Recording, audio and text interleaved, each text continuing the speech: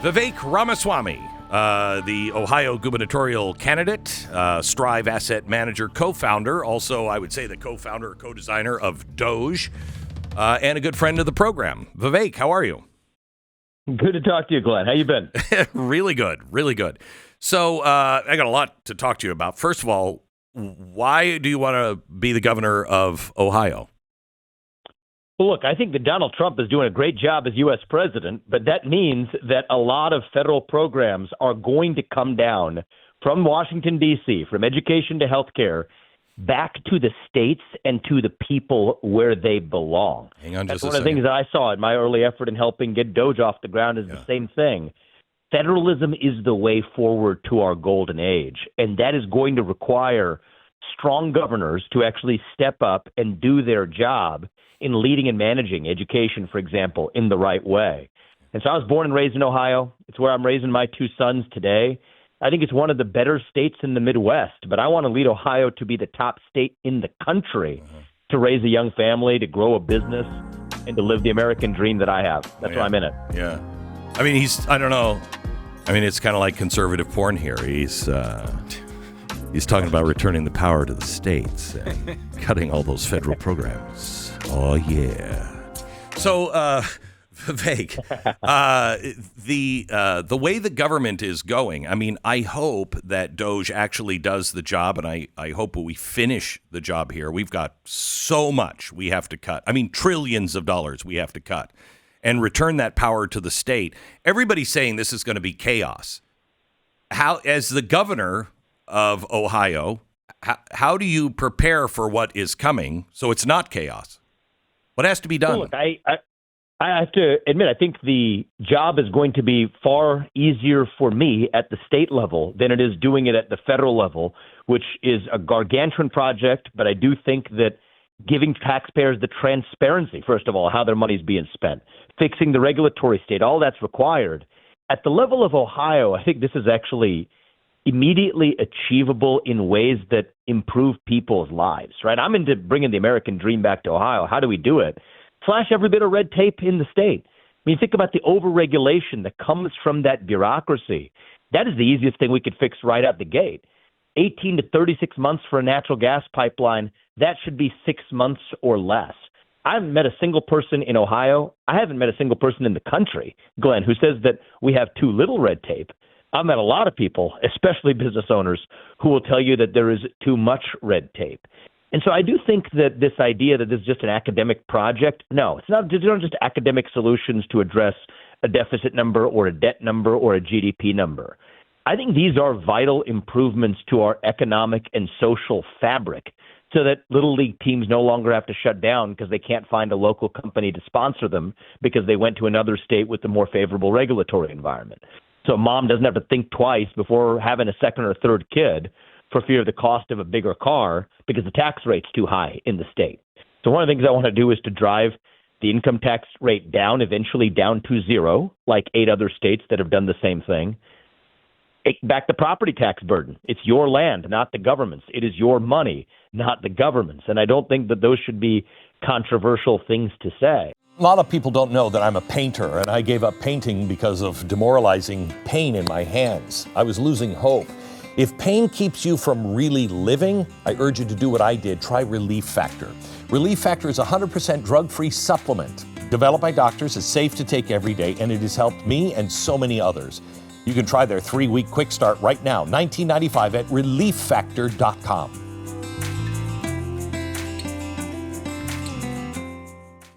Hang on just a think second. Wait. Yeah. Talk to me about property taxes again. What is your plan on property taxes?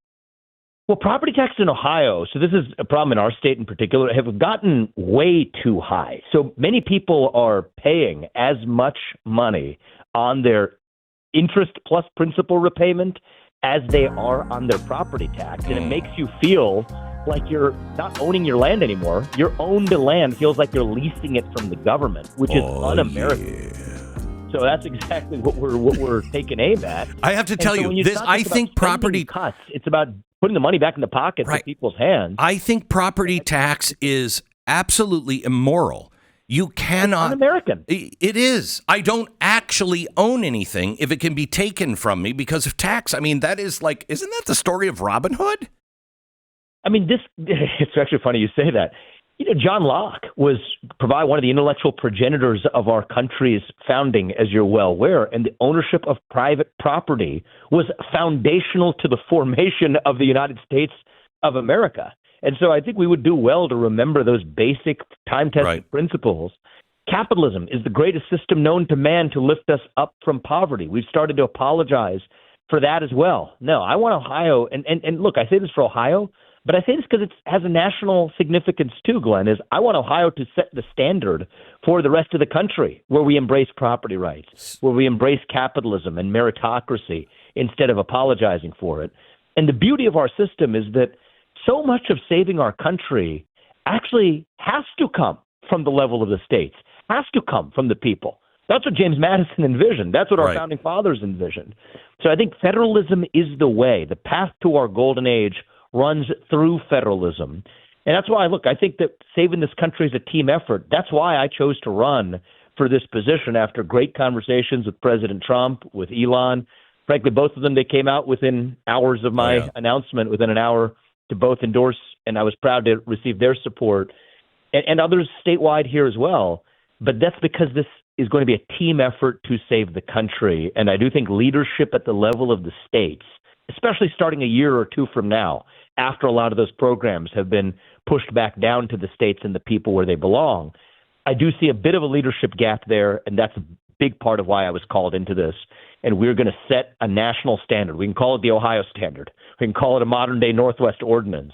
But a conservative state, when governed according to conservative principles, actually, can be a magnet for the rest of the country. Okay, I got a serious question for you, but first, an even more serious question. Every time I've ever endorsed any candidate, they always lose. So what is my non-endorsement worth to you, Vivek?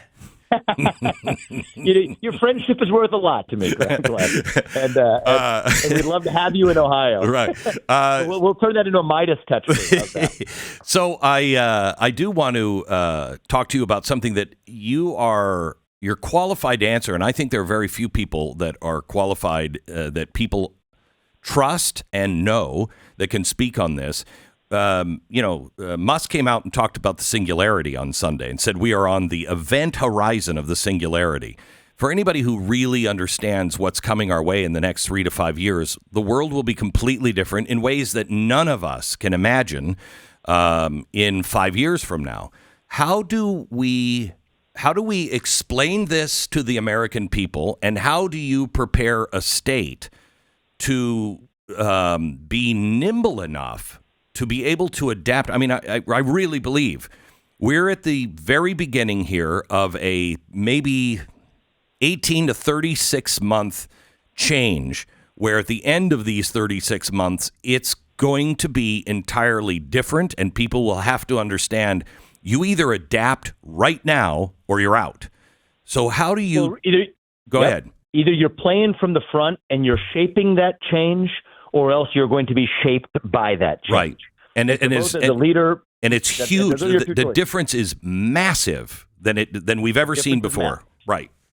Absolutely. So just think about a position from the perspective of state leadership, right? As the next governor of Ohio, I want Ohio to be the state where we use AI not to take jobs, but to make jobs. And what I mean by that is there's a lot of focus on a lot of investment across the country and the world into algorithmic improvement, into actually improving the computational power driving new AI algorithms. And that's important. But where I don't think we've invested enough is how to apply that AI, how to use that next generation of intelligence to apply it to their respective fields, from healthcare to financial services to construction design. And there you're talking about using skilled workers who are already in the state that don't have to be programming the next generation of AI. We can train the AI. What I want to do is to train the human beings on how to use that AI and apply it to enhance their own productivity on their own terms. And I think that last part is really important, Glenn, as we're headed to the future. The future's coming whether we like it or not. Do you want to be dragged by it, or do you want to shape it? And I want to be a leader who helps us shape it to harness the power of that new So as governor, revolution. what do you do What do you do to encourage that? To Ohio has a lot of blue collar jobs. Sure. So I think one of the things we need to do is invest in workforce training and education and allow the private sector to already do it by getting out of the way. Eliminate occupational licensing requirements, but also I want this to be the state where two things are true, Glenn. And too often, even on the right sometimes, we make this an either or. I want this to be the state where we say both of these paths are open. I want Ohio to be the top state in the country when it comes to our universities. For somebody who wants to become an engineer or a doctor or a computer programmer, that's great. That should be open to them here, and that goes through a traditional bachelor's degree and maybe PhD degrees too, and that's great. It's not that that's elite and bad. That's a good thing. But we also want to be the state that has 2 and 1 year and even 6-month or 9-month vocational programs that train people to be an electrician or a welder or a builder, and give them also in their respective fields even the training needed know how to use that AI, how to use that next generation of technology to apply it to their respective fields. That's what true modernization looks like. So I don't want to fall into this camp and say, oh, well, that technological revolution is for somebody else. No, how do we harness the fruits of that to actually improve our own lives, even in fields that weren't traditionally thought to necessarily be technologically forward fields? I want to change that attitude. And, it's not either or. It's not one is more elite than the other. We're all elite in the way I look at it. Right? I don't refer to the other professions as the trades.